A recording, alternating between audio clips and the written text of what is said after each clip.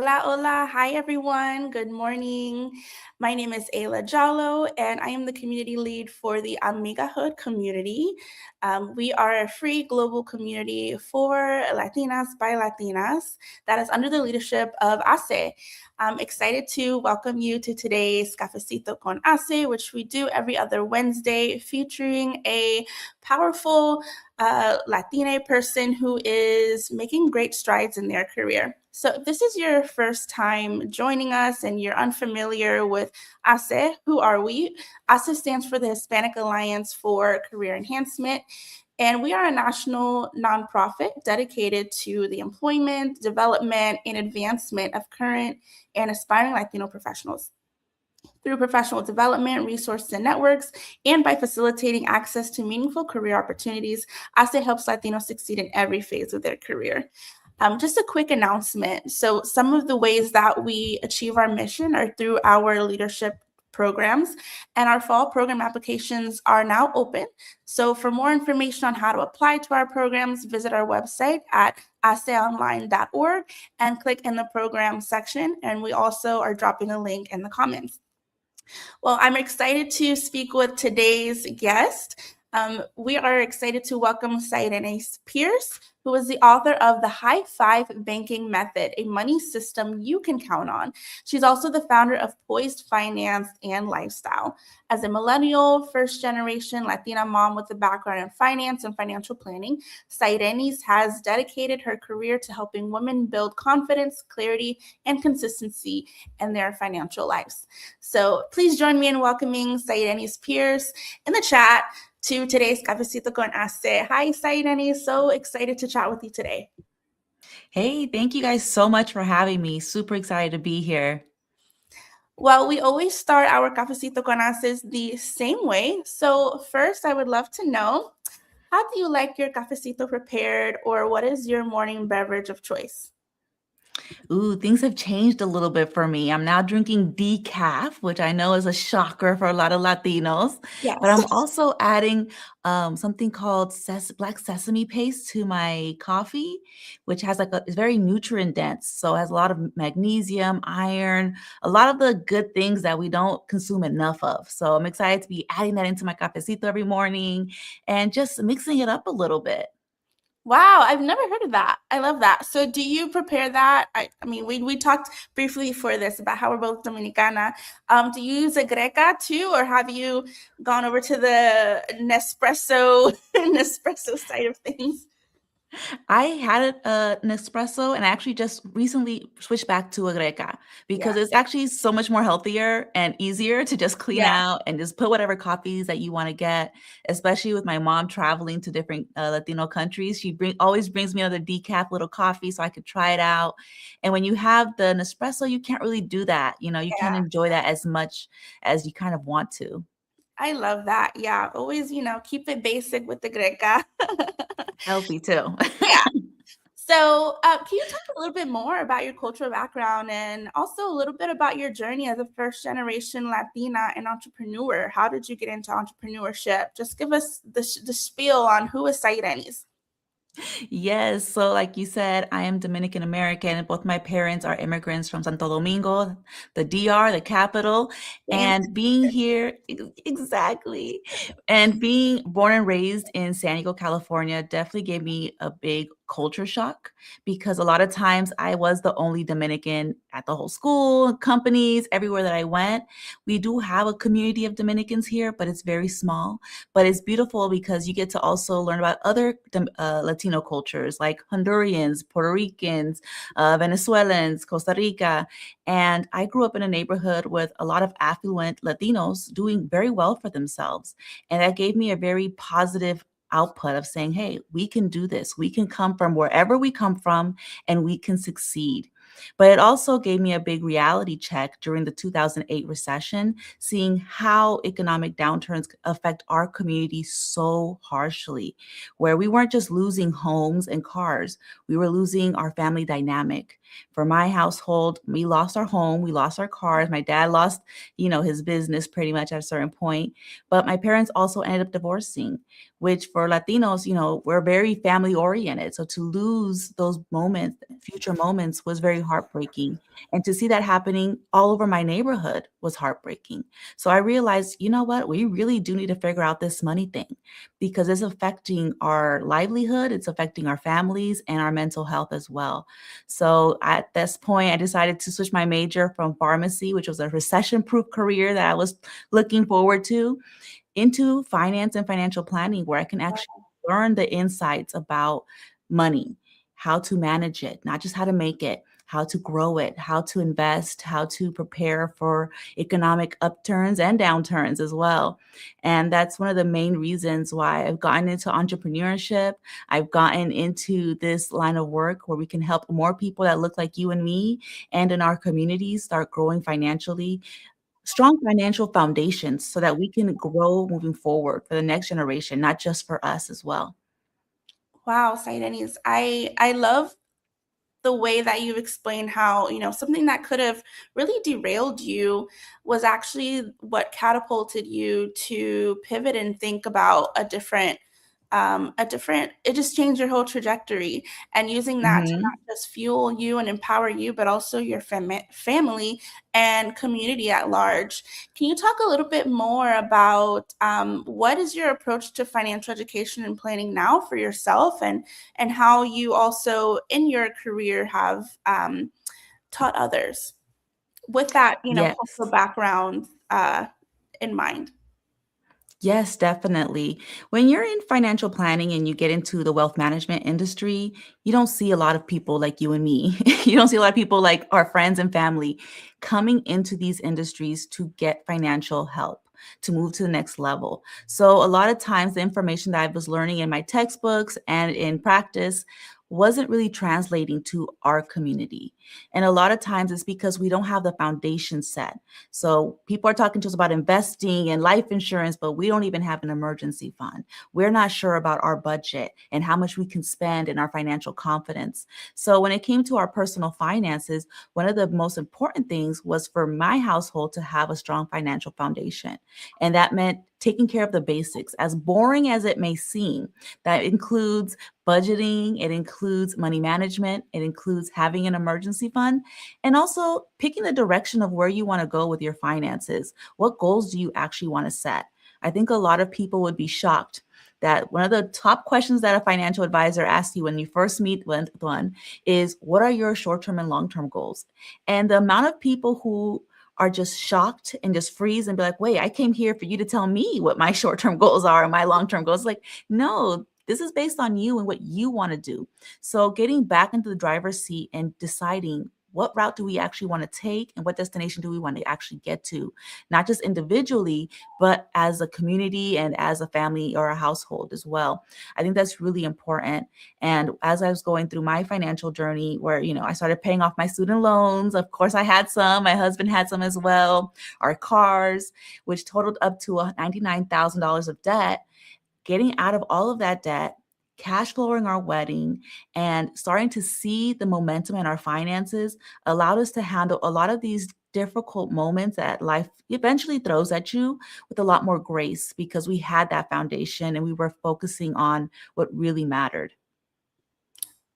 That that's amazing, Saiden, to have that personal story that you can share in addition to your knowledge as a financial professional. So you actually did come out with a book recently. Yes. Congratulations. The High Five Banking Method. Yes. Beautiful cover. Thank So you. what inspired you to write that book? What gap were you hoping to fill for readers seeking financial clarity and confidence? Yes, is a great question, because I've always wanted to help people in our community, and I really wanted to make sure that we're getting information that's based on our experiences. And once I started getting hit with life, I didn't go through a way. I was a teenager, I'll be honest. But once life started giving me a run for my money, where my son was diagnosed with a heart defect that needed open heart surgery, I was diagnosed with Graves' disease. My father-in-law was passed away and was very ill. I realized, you know what? I can't carry all of this. Mm. I don't have the capacity to be checking my budget and also taking care of my son, to be, doing all of these different little things when it comes to micromanaging our finances and taking care of our household. And I realized, you know what? I need a system. I can't be superwoman all of the time. Yeah. And I started managing my finances, utilizing some of the financial planning principles to help me better manage my cash flow, to help me save my emergency fund, and to have the money in a separate savings account specifically for my son's open heart surgery. And once we actually went through the surgery and started talking to all of the other parents there, we realized these family members weren't just dealing with the emotional side of this emergency, they're also dealing with the financial side. There was a mom that I talked to that she had to literally quit her job because they wouldn't give her 2 weeks off to take care of her daughter during her open heart surgery. Wow. Another father had to literally do Uber to help pay for the medical expenses because they ask you for half the payment up front. Even if you have the best healthcare, there's still an upfront payment. And a lot of people don't realize that. And at that moment, I was like, you know what? This is crazy. And it's heartbreaking because we went through the exact same thing. Our son also had open heart surgery, but we didn't have to worry about the money during that time. We can be fully focused and present in this, emergency. And I told my husband there was something about how we were managing our finances through the multiple bank accounts, where we had 2 checking accounts and 3 savings accounts, all with a very specific purpose. When it came to my bill money, I knew my bills were covered because I had the money in my bills checking account. When it came to just getting a simple cup of coffee just to ground myself in some normalcy, I knew that I can afford it because the money was sitting in my lifestyle account. I didn't have to double guess or do any mental math. When it came to my husband's father passing away, I told him, hey, book the flight, go be there with your mom and your family. I knew we had the money because we had our emergency fund. And when it came to my son's open heart surgery and they're asking me for half the money up front, I knew I had the money because it was sitting in my long-term goals account. All I did is hand over my credit card at that moment that I knew I could pay off. And I said, take care of my son. That's what's most important. So the high five banking method was created not, because it makes logical sense or because this is something new. It's because this money system actually held me up during one of the most difficult times of my life where I was not able to check my budget. My husband literally had to take a whole month off from his business. And if you're an entrepreneur, you know how that goes. If you don't work, you don't get paid. So for that entire month, we did not make a single dime of income. So for this money system to work during our most difficult times, to me, that says something that the foundation really does work and that having your money organized in a way where you can feel confident that you have what you need speaks volumes. And I knew I had to share this. The moment I put it out on social media, it took on a life of its own. It got on Forbes, it got all over the place on CNBC. And eventually I got reached out to write a book. And I said, of course, why would I not write a book to put this information out for more families and more individuals who want that solid foundation and a clear way to organize their bank accounts to help them budget, to help them set goals, and to have a solid foundation for not just them, but again, for their families. Wow, Sahirenys, when you were explaining what the different buckets are for, it sounds so simple, but it helps in the most complex situations in your life. And so I'm so glad for more people to know about this book. What are some common financial myths or misconceptions you've encountered within our community that may unintentionally hold people back? Especially as you were writing this book and talking to other families, what are some commonalities that you noticed that may have been second nature to you due to your profession, but it's really something that more of us should know about?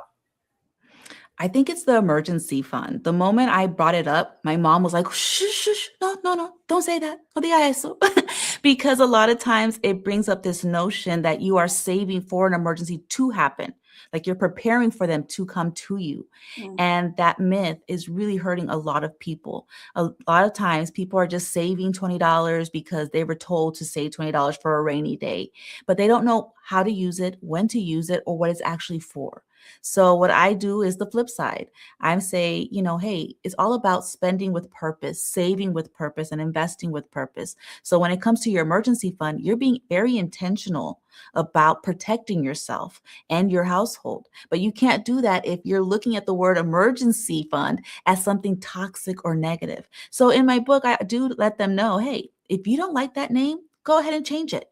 Call it my just in case, my freedom fund, whatever you makes you feel comfortable. But make sure you have some money as a protection. And what a lot of people don't know is this really does calm your nervous system and it builds your financial confidence up.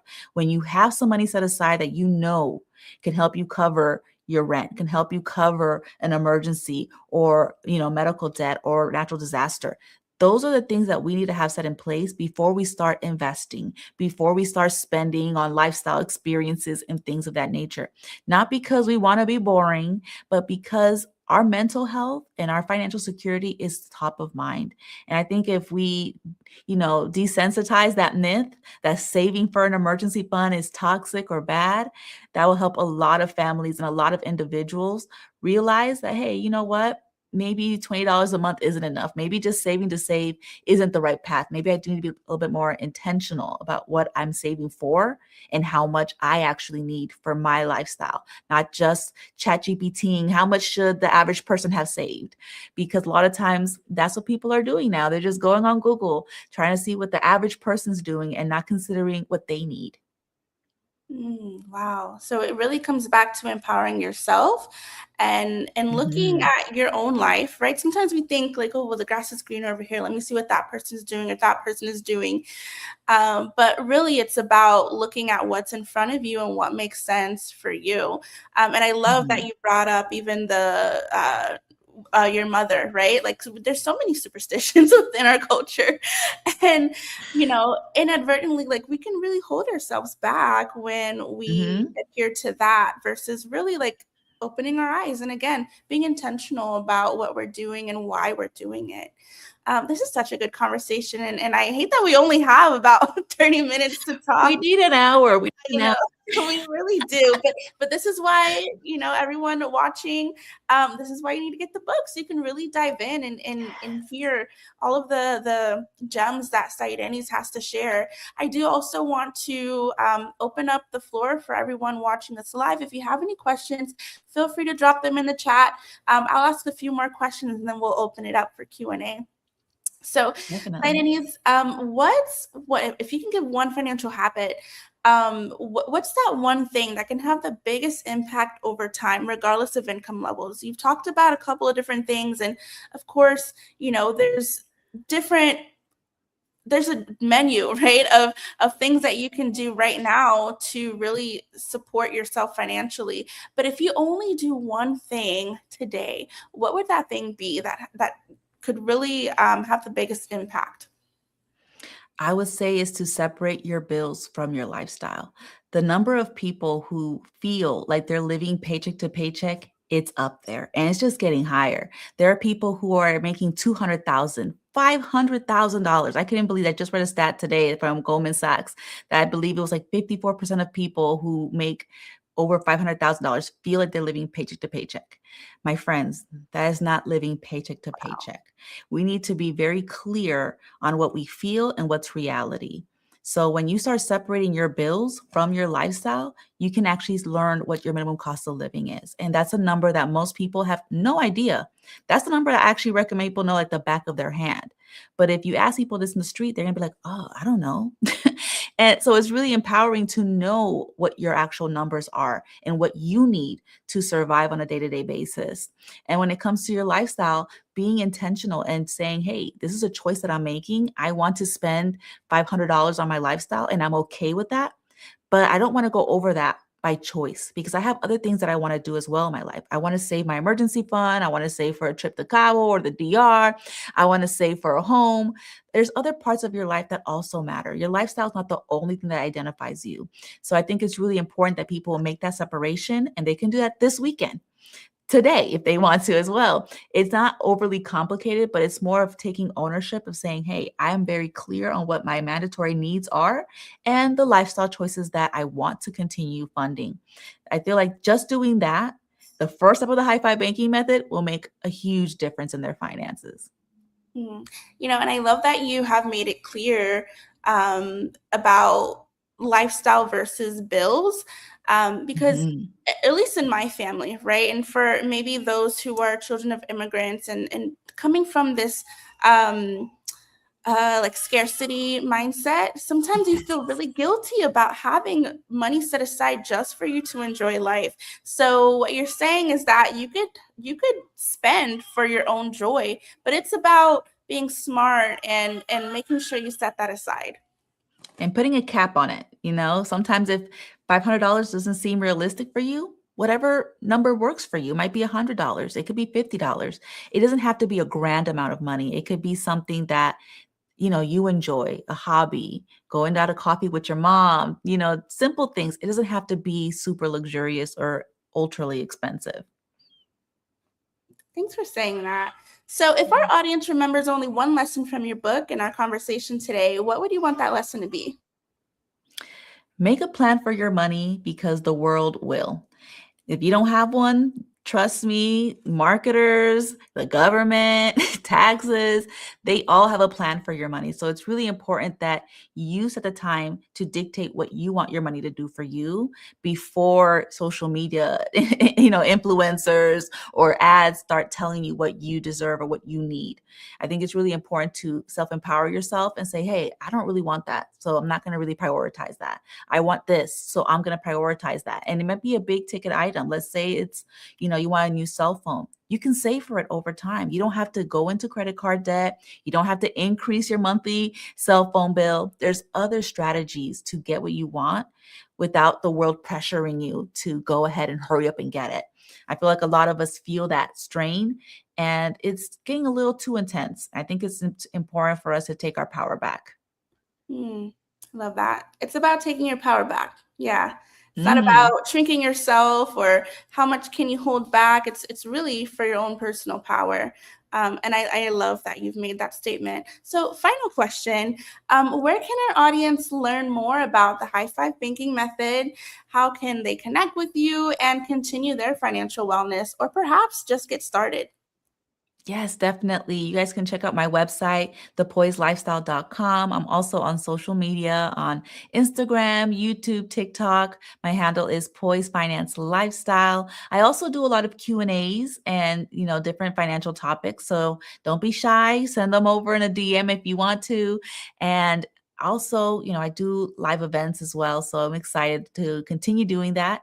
And my book is actually available everywhere that books are available, on Amazon, Barnes and Noble, local bookstores. We definitely want to support our local communities and libraries as well. So I'm excited for more people to get their hands on the high five banking method and to start helping them organize their finances in the simplest ways. Oh, thank you so much, Sahirenys. We did have one question come in.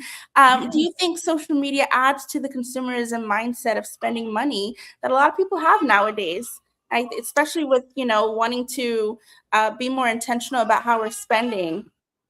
Yes, definitely. I saw another stat. I think it was like 34% of people spend more money once they're being influenced, when they're seeing more influencers on social media and with buy now, pay later. It's becoming quite toxic because it's making you spend more than you actually would have spent, or buying things that you wouldn't have spent money on if you really don't have that problem. So I feel like a lot of times we need to decentralize and start unfollowing some people, add the financial literacy people, unfollow some of the influencers that are always promoting you to buy things, because I feel like when you're seeing that all the time, it's annoying and it's overwhelming at a certain point. I know, and I was on TikTok a few months ago, every other post was an ad. And I was like, okay, this is getting out of hand. I didn't come here to see that. I came here to see like some jokes or something like that. So, it's important to clean up your algorithm and to take your social media breaks if you need to as well, for your mental health and your financial health. Thank you so much, Sahirenys.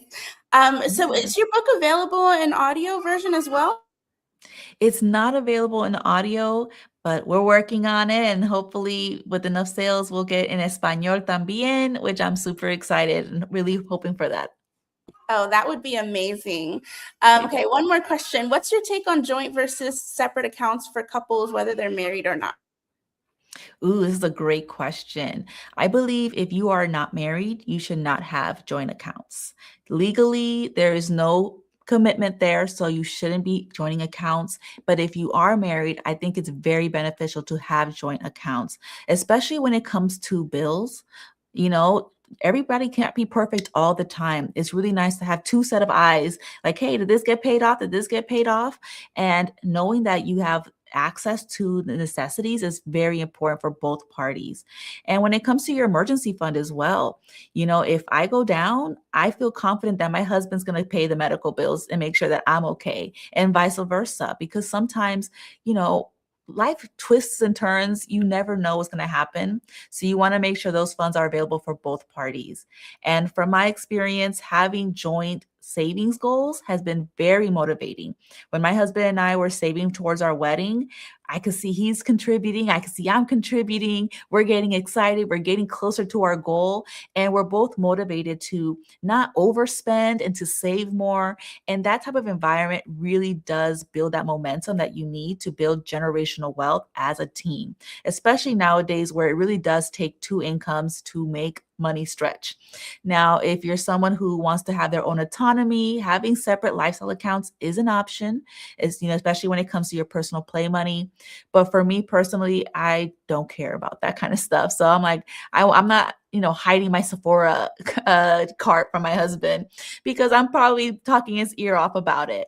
Same thing with my kids. When we go out to dinner or we're buying our kids clothes, this is a joint effort. We're going to dinner together as a family. We're going to the movies together as a family. So it's important that you have an open communication on, having boundaries, and also respecting that, this is money for everyone, not just for you. And that's a hard one, especially for us ladies, with everything being so expensive for personal care.